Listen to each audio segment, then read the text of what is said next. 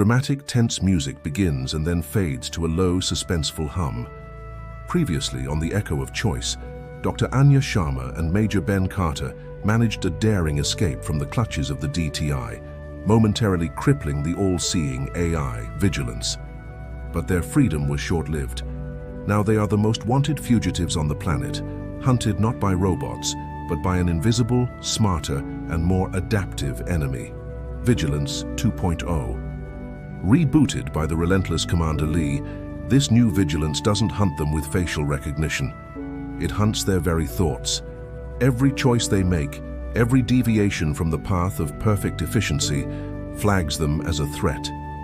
The world has become a velvet trap, where buying the wrong food or taking a slightly slower route could be a fatal mistake. To survive, Anya and Ben are forced to become ghosts in the machine, relying on forgotten technology and pure, unpredictable human instinct. Their sanctuary is a relic of the past, the abandoned subterranean network beneath Artemis City, a place so old, so economically insignificant, that even Vigilance deemed it unworthy of its full attention. Down in the damp, cold tunnels, surrounded by the smell of ozone and forgotten history, Anya deciphers the AI's new strategy. It searches for us by choice anomaly, she explains to Ben. Any action that is too random, too inefficient, or too deeply irrational is flagged. We have to become inefficient guerrillas. For Ben, a man trained for tactical perfection, this is torture. He must intentionally make bad decisions, knowing that a single moment of logical comfort could betray them.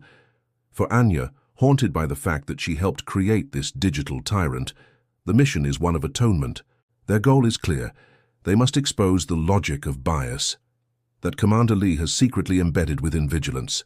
They need to show the world that the AI is impartial. It's a tool designed to protect the powerful. To do this, they need a platform, a signal strong enough to cut through Vigilance's digital censorship.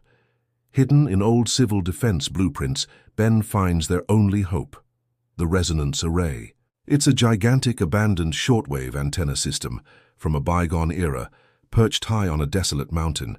It's a monument to a time when humanity sought to communicate freely, not to control. But getting there won't be easy. Commander Lee is adapting. He's no longer relying solely on the AI.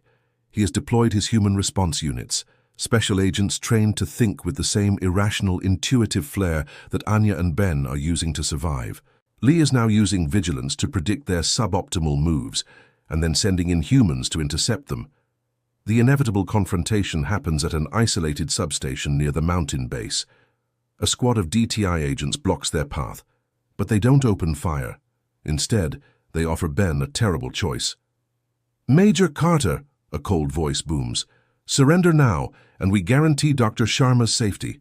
Continue to run, and Vigilance will orchestrate an unforeseen utility accident elsewhere in the city. You choose who pays the price for your inefficiency."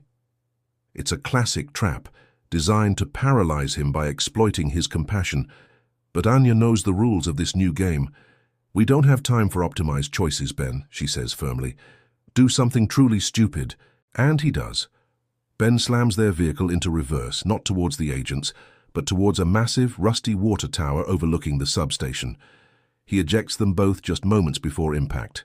The tower collapses, unleashing a torrent of water that creates a massive electrical blackout.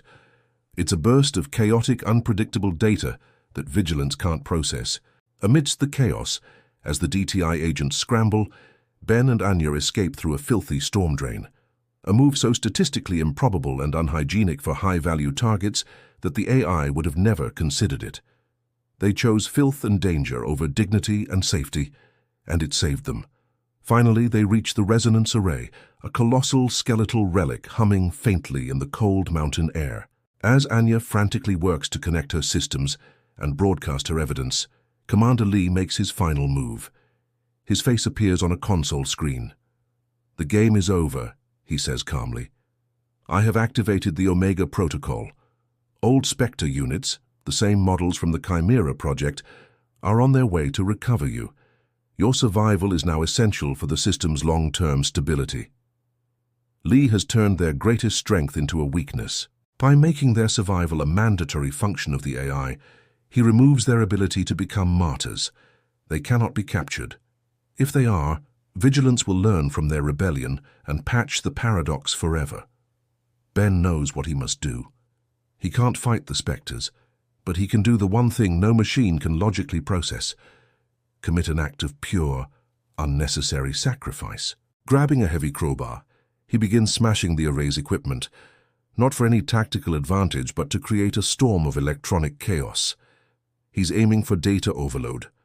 Vigilance's synthesized voice screams an alert, allocating 98% of its entire global processing power to analyze and stop the unacceptable asset destruction caused by Ben. This is the moment Anya was waiting for. "Now, Ben!" she screams.